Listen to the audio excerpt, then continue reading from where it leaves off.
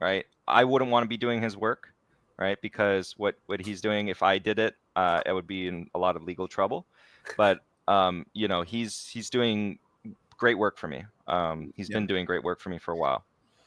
So around like 25, 30, you think's a good exit price? And to clarify, great work in the sense of like the ethereal, like providing opportunities without us even knowing each other.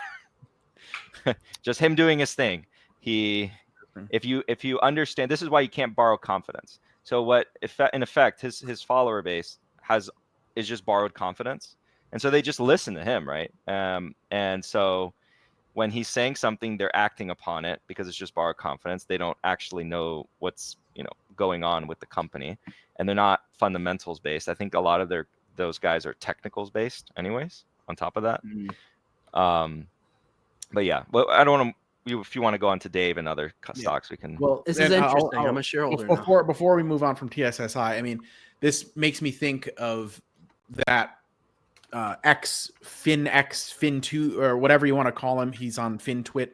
He was like saying he was 70% in the thing and didn't seem to understand the difference between like procurements and integration and stuff.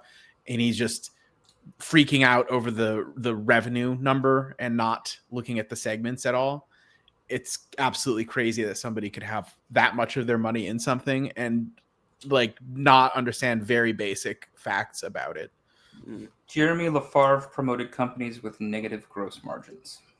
Like people will buy anything that's hot trash and justify it using their own like twisted logic and stuff. I've seen it a bunch of times. Even people that are somehow financially literate will still buy hot trash, trying to tell themselves, "Oh, this time it's different." Yeah. But now that the market's closed and I can't do anything else really with TSSI options magic. I timed it. Okay, we want to move on to Dave. Okay, Fabio, I heard a number of your allocation to Dave right now. Is it close to like the 15 range? No, not now because it's come down. Oh, I see. Yeah, so and you're referring to, because for full context to explain, right? I have the personal holdings and the holding co. Holding co is everything I update for CM, and then my personal holdings. Yeah. So for the warrants, which is a bit, what's not irresponsible, it's just the warrants were an initial allocation of 5%, and then the warrants went up to in the teens percentile, and then they've come down. So lots of volatility in those warrants. But the initial allocation, which to be frank, 5% is very aggressive for that product. So not to be replicated. Yeah, not financial. I do not replicate that. If I was being asked by a family member, I would never suggest they would put 5% in the warrants. But now we're talking the holding co or the CM portfolio. Yeah. It's been elevating a lot on the recent pullback, and so just trying to take advantage of the capital.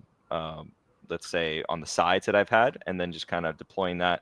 So right now it's sitting at mid single digits, so about 5%, 6%. Yeah. I'm comfortable, by the way, with talking dollar figures in the holding co. By the way, it's fine. Can you switch to a 6-month or 1-year chart? Yes. Yeah. It's up. I don't get very much information. There we go. That tells me a story. The 1-day chart doesn't tell me. Like, go back even a little bit further than that, because sure, go to click on the 1 year. Or... Oh, dang. Andrew's probably making out like a bandit on this thing. So we have a industry expert in the club, and a lot of our understanding is, thankfully, because that's how you actually get an edge. You need someone who truly understands the product and the business, because they work in the industry. Darcy? I will not say a name. I see. But and it's someone that we are working with in the fund that we're starting. I see. Okay. So we need to talk about your fund also near the end of this. Yeah, of course. Yeah, we can talk about that. So for Dave in particular, the story goes as follows. For a while, they had a different business model, one that relied on tips. So the tip model was controversial. They got in trouble with regulators, and there was the opportunity for people to collect cash and not pay a penny. That was an opportunity before. So all you had to do effectively was have good time management skills and schedule the payments in accordance with when you would need the payment, which I'm sorry is not a high bar to ask of anyone. It's a very low, you're basically very nihilistic if you feel that people are incapable of doing that. You're insulting them. However, if you can't, for whatever reason, time your payments at least a couple days before and receive money from Dave a couple days before your debts are due that you need the money for, you used the instant pay feature, which is that in conjunction with the tipping feature is how Dave made its money before. Now, regulators came in and says, I'm going to save the lower income people and I am going to remove the tipping feature because I am alleging that it is misleading, it is coercion, etc. And I'm not saying the arguments were without merit completely. I see the angle by which they're getting to, but I often find it comedic when someone of good standing says something like that, because in effect you might be removing the good thing that they had going for them technically, because now the business model has changed. What does the business model change? Well, now there's no choice but to pay a fee, and this business model is actually vastly more profitable than it was before. So I jokingly say to critics who kind of make, oh, this is the tipping is evil, and it's like, oh, don't worry, you saved them. You definitely saved them. Now you say, don't worry, I'm going to protect you. I'm going to force you to pay a fee. I'm going to make force the corporation to be more profitable, which is in effect what's happened.